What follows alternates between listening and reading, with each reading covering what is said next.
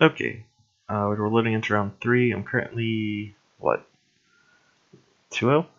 So we'll play Spring Dryad. I'll just play Spring Dryad in the middle lane, who cares? If he has a 5/6 mobility creature, I get to kill that for free. Which, I could kill Zombie Titans too, but I'll let them have their side lane fun. Those rascals. Ash Maiden and the Warhound Raider combo is pretty nice, but the dog always dies. So you have to pretty much draw them and then be willing to play them in order for it to work. Okay, so Mr. Robs is my opponent this time. I didn't say it. I usually do. Sometimes I even butcher the names to my own embarrassment. So he has an Abyssal Brute. If he doesn't block my Warhound dog to play a sideline creature, I can just kill it with a Warhound Raider, which would be really nice. Oh, he didn't. So I guess that kills my dog anyway because it's got haste. Okay, so what I'm gonna do is play Shiverfang Serpent to kill his to make him stop playing creatures in the side lane. And then I'll play Warhound Raider to block his... I don't want to block Abyssal Brute. If he has the Infernal Visage, it would be really bad for me. So instead, I'm going to play just Warhound Raider over here. I can block this with any number of creatures in my deck. Probably could have played it here to play around Chaos Twister. I just didn't think about it. If he Chaos Twisters me, I'll be pretty sad. Yeah, I could block with Blizzard Shaman on his board. Please don't Chaos Twister me. I've made a mistake. Please forgive me. Okay, so he's not Utera, or he's not Tempest. No huge surprise there. Okay, so he's going for the Region 1 Gambit, even though I've got the creature there to block. So I'm 50-50 to move Shimmerfang Serpent out of the way by blocking this. I don't want to move Shimmerfang Serpent out of the way, so I won't block the Abyssal Brute this time. We'll just play it here, go to combat, then play Blizzard Shaman to block his guy. And kind of like that. So I'll play a Cinder Colossus to block his creature. Cinder Colossus level is the best, and he's got 2 level 2 Branch Prowlers. It'd be really nice to have a level 2 creature that he can't kill with his own level 2 creatures. Because a level 2 Brute and a level 2 Deep Branch Prowler, that's an 11/11 Regen 2 creature. I could have played the other Blizzard Shaman to try to move this out of the way, because it would die to not to my next turn, but the turn after that, but I think that's just too much damage. I don't even really care that he killed that with Cold a Week, because I still got to level it. I can block his creature with a Sting Indication is not what I want to see. Please just 1B. Okay, so now I can play these 3 cards, the ones that aren't Dendrify. So kill the bee with this, block with Grove Matriarch to prevent the most damage, and then play Umbergeist Crusher. Again, should have played my... I guess he doesn't have Chaos Twister, so it doesn't really matter. I really, really hope he doesn't draw Stinging Invocation on his next turn, because that'll be really hard to deal with. Level 3, if he plays 3 Bs with level 2 Stinging Invocation, that's super annoying. My hand's pretty bad, so I'm probably going to cultivate my Seedling to make it a 9/9, and then play Living Hive and Warhound Cursor.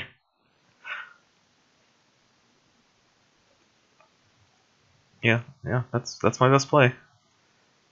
This card isn't even that bad in my deck because it makes huge tree folks, and I've got a lot of creatures that just leave seedlings around. A lot of Grove Matriarchs. I think I have 4 in my deck. Yeah, 4 Grove Matriarchs. Scourge Knights to trade, that's fine. I'm gonna play Living Hive in the side lane because I know he has side lane cards. So get in for 1. Replace it with like a 9/9. I should have gotten for 2. Whoops. Completely forgot about this Warhound Cursor. Oh well. We'll play it not in the side lane because yeah, all the creatures I've seen that are side lane cards would have regen 2. Definitely should have gotten an extra 2 damage there. That's just my bad.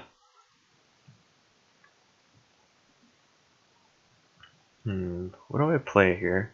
Sharkclaw Crusher, Ash Maiden, maybe? Maybe Dendrify if he plays a level 2 creature. Almost certainly Dendrify if he plays a level 2 creature. I've got Blizzard Shaman, Warhound Raider, Shimmerfang, Grove Matriarch, Spring Dryad to look forward to, with honorable mentions to Cinder Colossus and Umbric Ice Crusher. Umbric Ice Crusher nowhere near as bad as it used to be. Okay, this actually dies to my Tree Folk, but I'm probably going to Dendrify it anyway. I guess it depends on what his second play is. Yeah, no point Dendrifying that.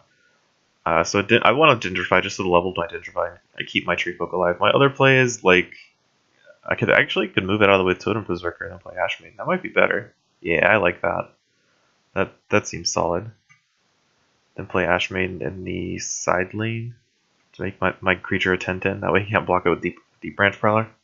Because Deep Branch Prowler is only a 9/9 at rank 2. No idea what I'm blocking his Flesh Fiend with. I'll figure something out. Level 2 Ashmaiden's is 6/12, which is pretty nice. Not that good in rank 3, as that would be the rank I draw it, but giving my creatures +2/+2 means I have a current threat that he wants to block my creatures instead of ignoring them, like I'm doing with this Flesh Fiend right now. Okay, so he just level 2 calls my creature. Might just block it with Umbric Ice Crusher. Or, yeah. Yeah, I guess Umbric Ice Crusher.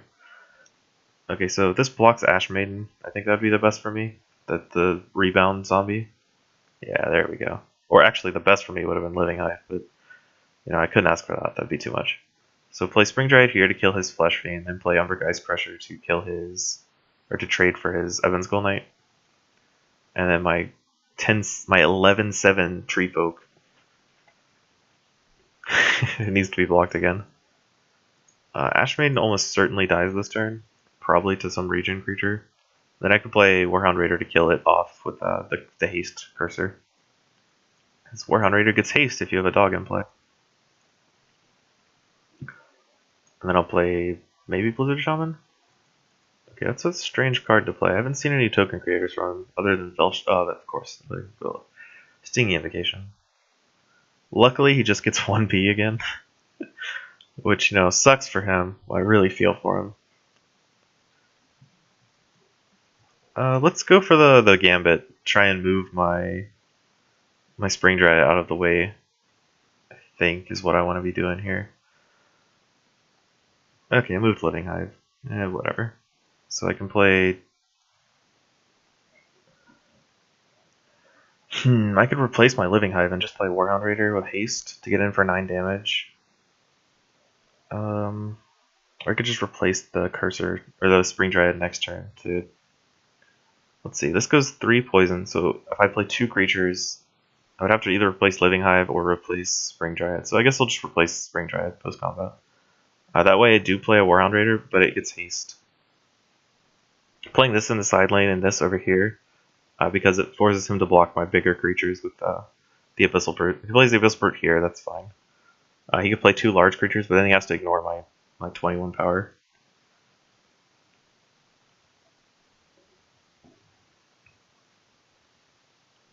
My hand's pretty bad. I need to kill him before he can play Stinging Invocation a lot of times.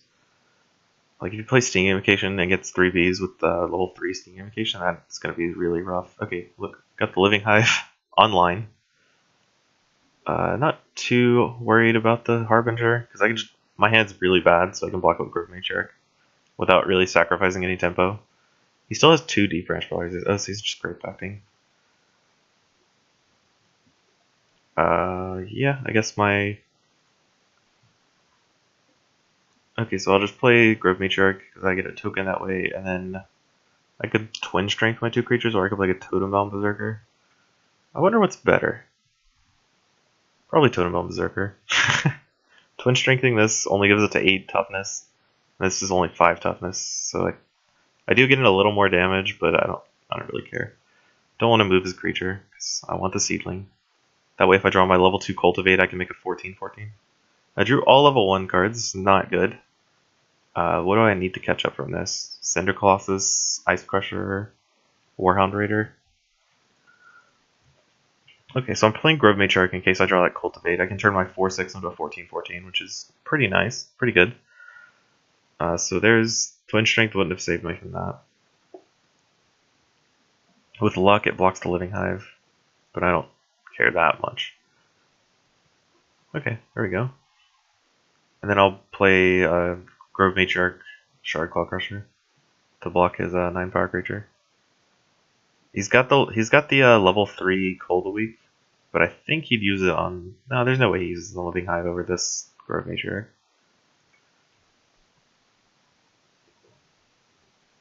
Forces him to use his Cold Week on the Grove Matriarch too.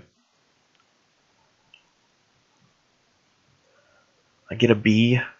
The B doesn't really do anything, but it's a nice side effect. I played this card like 14 turns ago or something like that, and I'm finally getting return off of it. He's just been avoiding it constantly. So that just his hand was really bad that turn. He just drained me for one. Okay, now I can get a poison on him, and then I wonder if I play Spring Dryad.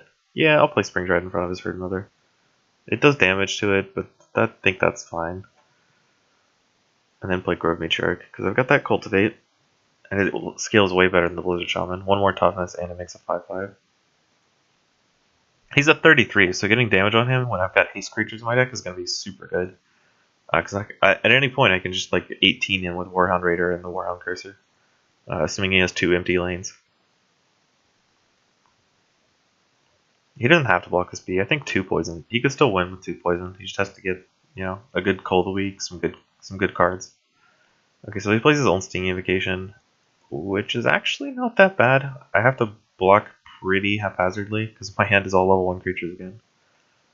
Like I have to block the Raider. I have to kill his guy with a dog right here, and then play Grove Matriarch in front of this, and then block with Shardclaw Crusher just to kill his Herd Mother. I'm just like done with messing with it, I think. And then this does 9 to him. Oh no, I shouldn't have done that. That's my bad. Okay, so now I get his 5 poison to me, and I'm at 73, he's at 22. I meant to play the Shardclaw Crusher after combat, but I did not. Well, he can't afford to take too much damage. I can just 11 him with the Shardclaw War combo. Though I guess I can't because it's Demon Web Watcher. It's probably still worth it. Because if I can do 12 damage to him plus the 1 this Seedling's doing, that's 20 plus 11. That's actually quite a lot of damage.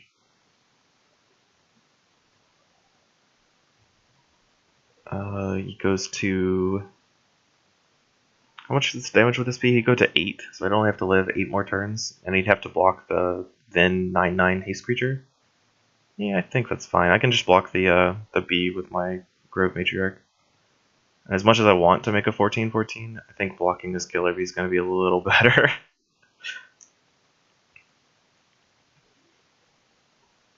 Which I should have blocked last turn, but didn't. I guess the 7/7 because -4/-4. It puts him at what, 5 on my turn, and then I can play Warhound Cursor Twin Strength to kill him.